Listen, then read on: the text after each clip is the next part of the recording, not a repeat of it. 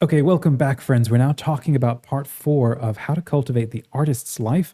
We just talked about the twofold path, and if you didn't catch those, hit those replays. We're now going into becoming a competent human, and we were using the metaphor of the adventures of Bilbo from Tolkien, and maybe you have a different metaphor you'd like to lead with, but let's go into becoming a competent human, somebody who's now integrating this twofold path.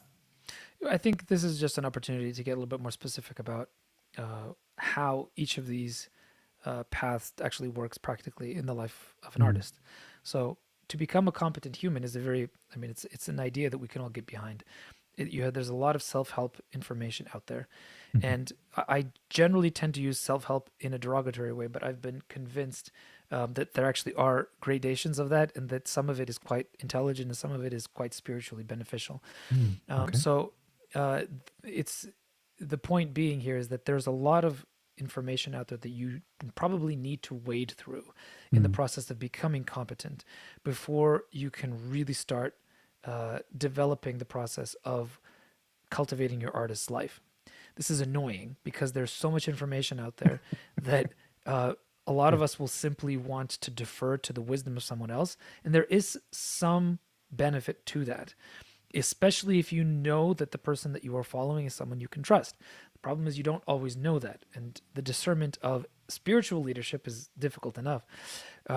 Is the most difficult thing, and to discern, a leader in the creative life. There's not that many people out there who could aspire to be true creative leaders, Mhm. because every person's life is so unique and distinct. So I think that the comfort being comfortable with the discomfort of having to wade through a lot of possibly useless information to find bits of wisdom and gold is something that everyone will have to do at this first stage of entering the first path. I think this was a point I wanted to make in the last conversation. I forgot, and it was something that you addressed, which is the how do I say, the mere presence of danger or dragons, the mere presence of danger and problems and poisons in the world shouldn't hold you back from doing all of the browsing and searching through the mundane stuff for the pearls of great price. Yes. But and again, you did make that point that there's the leveling up or the integrating or the maturing or the growing up that you have to do within, let's say, the immediate fields Yeah. and byways of your own home and your own immediate area before you start going out and foraging the wilderness. But um, it seems that it's specifically the writer's call or the creator's call to be somebody who does go out and forage, maybe to find pearls and bring them Yes. back, but you Yeah. need No, I think so. competence.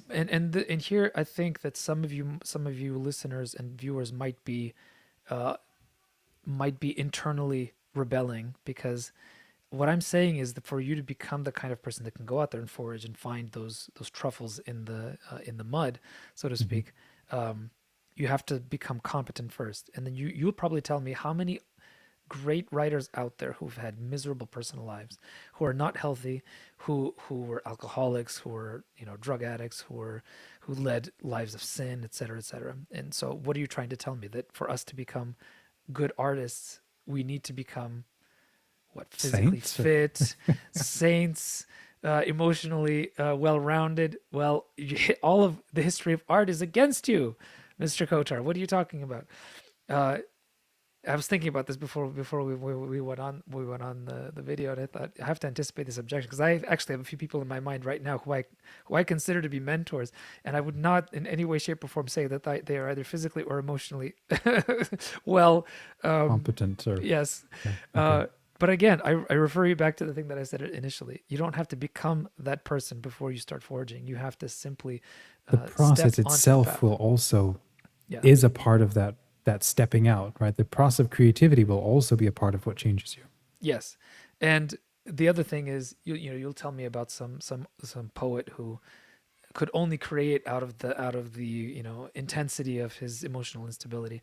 And I will say to you, imagine what it would have been like had he not been so emotionally unstable. Had he We always mastered think it. that it's Yeah. the bad thing that causes the good thing, and Mm. I'm here to tell you that that's not the case.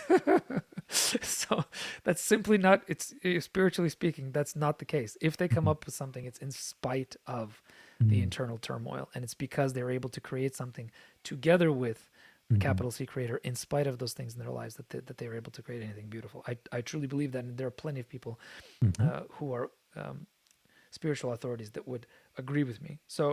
Um, so then what is this? What does it mean then to become a competent human for us as writers? This simply means that we have to go through all this vast amount of information about how to become a better human, and it's out there, it's available. And we should do this in community, by the way. This is a slight aside. A lot of what I've been talking about here assumes that you're doing this by yourself. You don't have to.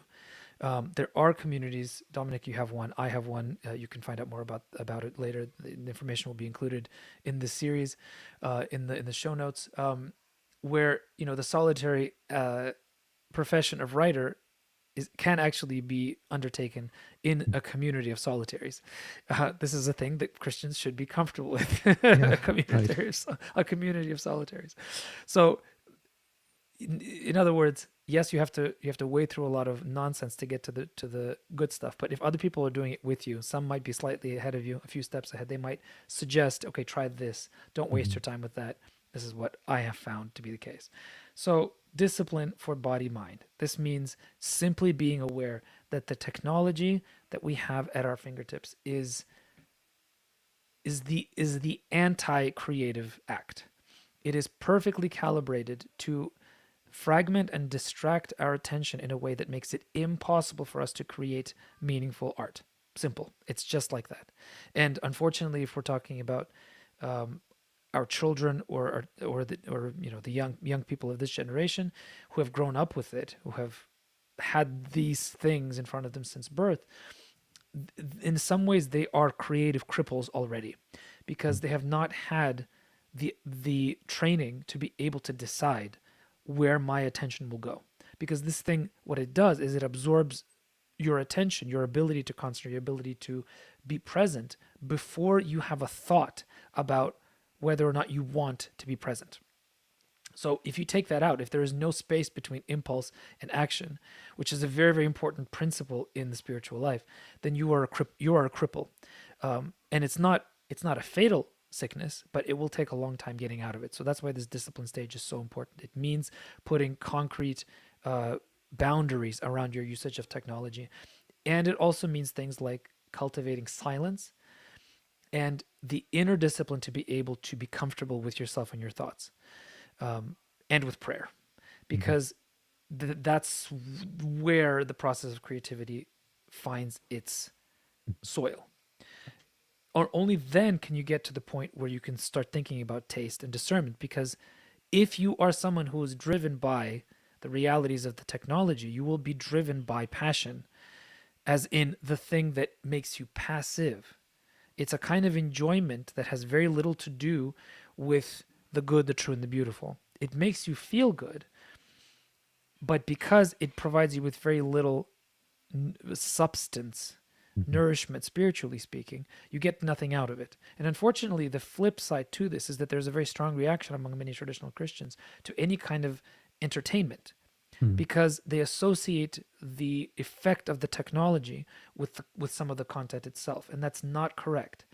Entertainment or consolation or humor or joy are things that also need to be cultivated as part of the soul's development. It's Mhm. actually a very important part of the soul's development, not the body mind, but the soul's development. So yes, reading reading science fiction and fantasy, and in some cases watching science fiction and fantasy media or listening to audio productions like this, these are things that are not only for body mind, they are also for soul. And this is not something a lot of people think about very often, but it can cultivate you at a deeper level than simply the material body mind person. And only then can you start thinking about engaging in the act of creativity. So this is still the first path, right? This is becoming competent. You can't Mhm. even really become a creative person fully until you've done enough work on self-discipline to be able to provide the space, the silence, and the context for the kinds of beautiful things that feed your soul, so that then you can go and create yourself. And that's still only path number one. I don't actually know what to follow up with. I'll have to trim this. Please keep going. Well, all I would say is that this is a lot, right? And it might seem like this is impossible, and it also might seem like this is the only thing we should be doing. But my point is actually this is only step one. And it is very difficult. But it's something that, let me be clear, I am doing myself. And I would like to invite all of you to do it with me. This is something that I'm doing in public, and I'm going to be doing in public all of next year. So please do join me. And when we you can say do it in together. public, you mean as a community working together And with I your will online be community. doing specific teachings on these steps and breaking them down in a lot more detail and showing you ways that people have done it successfully at each stage so that you can do it yourself. So If I you think could give that's important to say. It's not just an theoretical. example, an example of somebody for, as we wrap up this little conversation, who's somebody that you look to, who did this well? Like you mentioned a bunch of artists and so on. We can all maybe think of some poets and creators who did not have well-ordered lives and Yes. created cool stuff in spite of what they were struggling with. And who's somebody you do like to turn to who did get it right? Who's a model we could look to? Well, I would answer the question not by talking about creatives, but I would talk about someone who has helped me develop the language for this human competence stage of things, the first path, and that's a guy named Cal Newport, who is a computer scientist and a deep thinker about the intersection of culture and technology, and all of his work is directed at people who work in the knowledge work sector, so people who write, people who do things like computer code, and he's very practical, but a lot of his practical insights are like a little like how would I say this? They're like the intimation of something that's deeper if you decide to go into each one of those things. He gives you the surface level reality, and it provides me with a framework to then get deeper on each one of those individual things. So he does it in his own life. He's been fantastically prolific, very successful as a creative, even though he does nonfiction, but still the point still stands. So he's somebody that I would point to who does it very well. Successful family man, wonderful writer, deep thinker, and interesting human. So, okay, just to wrap then this conversation, as we go into our final one in this series, the major takeaway from today is the value of the cultivation of discipline is and of the body, mind, and the first path, which allows you to begin to see when the second path starts to open up around you and how to then start integrate that.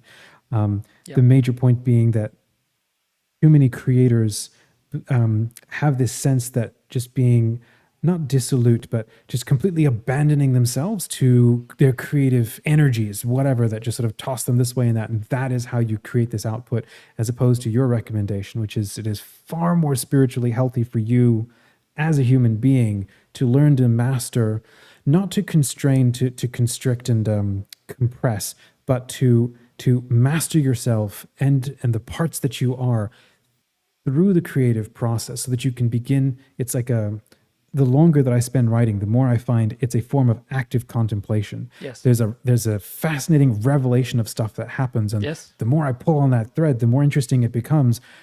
And then the compulsion is spend more and more time doing that, lose control of effectively the rest of my life, my schedule, feeding. And you also lose that spark, that and then it goes away. Yeah. intimation, that opening up that you had that put you on that road in the first place. So yeah. Yeah. Okay, so we're going to wrap for today, and then the final one that we want to cover is partly a recap and then final thoughts on how to cultivate the artist's life. So we'll be back.